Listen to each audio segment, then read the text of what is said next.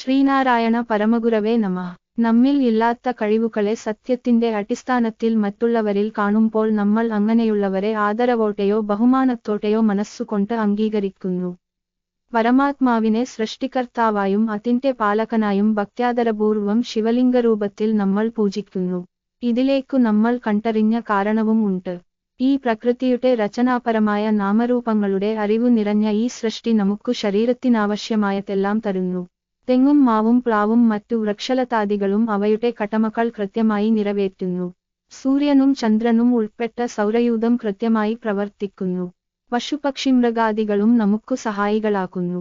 വിശപ്പിനു ഭക്ഷണം, ദാഹത്തിനു ജലം, ജീവൻ നിലനിർത്തുവാൻ വായു എന്നു വേണ്ട മനുഷ്യന്റെ ആവശ്യങ്ങൾ എന്താണോ അതെല്ലാം ഈശ്വരന്റെ വിശേഷത നിറഞ്ഞ പാലനയിലുള്ള ഈ പ്രകൃതി നമുക്കു ഭൂതം, ഭാവി, വർത്തമാനകാല വ്യത്യാസമില്ലാതെ തന്നുകൊണ്ടേയിരിക്കുന്നു.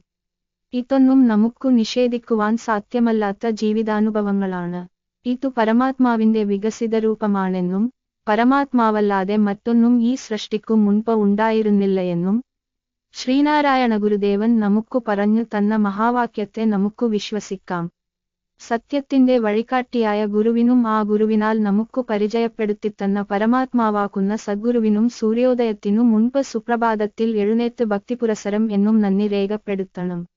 ഈ കടമ നിർവഹിക്കുന്നവർ എന്നും എപ്പോഴും ഈശ്വരന്റെ ഛത്രഛായയിൽ സുരക്ഷിതരായിരിക്കും. നമസ്തേ.